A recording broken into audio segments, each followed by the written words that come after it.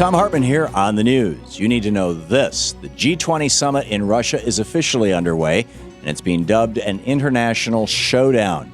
Although G20 summits typically focus on the global economy, this year's event is being dominated by the potential U.S. strike in Syria. Tensions between President Obama and Russian President Vladimir Putin have mounted over possible military action, and tensions don't appear to be easing anytime soon.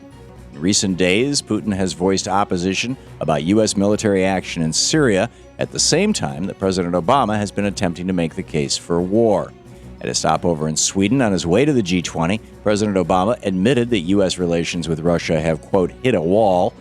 At the same time that the U.S. Senate Foreign Relations Committee was approving a war resolution, President Putin appeared to be issuing thinly veiled threats about Russia's response.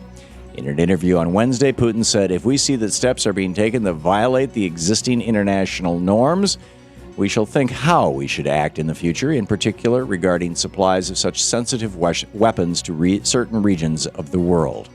Some experts believe that Putin was referring to the possibility of supplying Iran with surface-to-air missiles that the U.S. and Israel oppose. The threat adds even more tension to relations between Putin and Obama, especially since Iran's military chief said they will back Syrian President Assad to the end.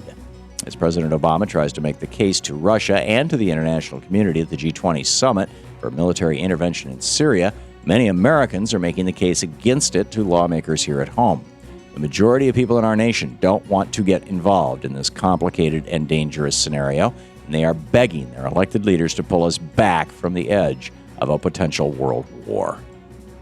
In screwed news, radiation levels at the Fukushima nuclear power plant are rising at an alarming rate. On Tuesday, ground readings near the leaking water storage tanks were 20% higher than the Saturday before, and additional leaks have now been reported.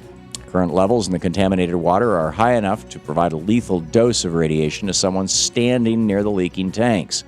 Japanese Prime Minister Shinzo Abe told journalists that the government will take drastic measures of a maximum scale and will definitely resolve the problem. The Japanese government is planning to freeze the ground surrounding the leaking tanks to prevent groundwater from coming into contact with radiation. But the fact is, no government action and no amount of money can repair much of the damage that has already been done. Japanese power company TEPCO has been dumping contaminated water into the ocean for months now, and there's no telling exactly how long storage tanks have been leaking into the ground. This is the danger of nuclear power, and there's no fixing it when nuclear power goes wrong. In the best of the rest of the news, Oklahoma's second largest school district is giving up on abstinence-only sex education. According to Tulsa's Channel 9 News, the school district will begin teaching 7th, 9th, and 11th graders the real facts about sex. The move is a response to the high teen pregnancy rate in that district, the fourth highest in the entire state. Tulsa Public Schools spokesperson Steve Mayfield said, quote, 44% of students who become pregnant or who are married at that age fail to graduate from high school, and that's something that affects them for the rest of their lives. Despite the fact that Oklahoma has no statewide sex ed requirements, the school district is turning to actual science to help prevent students from traveling down the wrong path. Mr. Mayfield said that, to his knowledge, no science-based sex ed curriculum had ever been taught in local schools. If that's the case, it's likely that students and many parents and teachers will greatly benefit from sitting through these new sex education courses. On Wednesday, the Department of Justice announced another discriminatory law they believe should not be enforced. From now on, the federal government will not continue to implement sections of U.S. Code Title 38, which prohibits same-sex couples from receiving veterans benefits. Ever since the Federal Defense of Marriage Act was struck down by the Supreme Court, Title 38 has continued to block same-sex couples from receiving the same survival, health care, home loan, and other benefits that their opposite-sex counterparts currently utilize.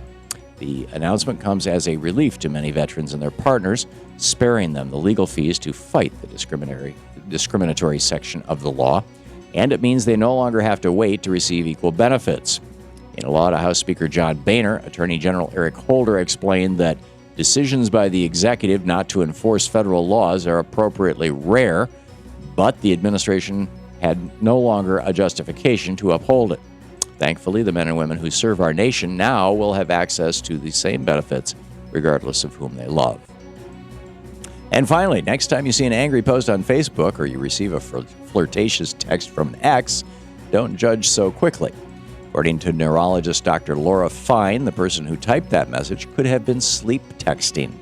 Now, seriously, researchers at the Swedish Medical Center say that just as some people have a problem with sleepwalking, a growing number of patients report text messages or posting on social media sites while they're unconscious.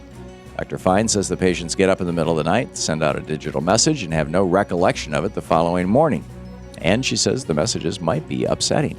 Dr. Fine says a person may text an inappropriate message emerging out of their unconscious mind that the conscious person would not want to send. So this explains a lot about Yahoo message boards. And that's the way it is today, Thursday, September 5th, 2013. I'm Thom Hartmann on the news.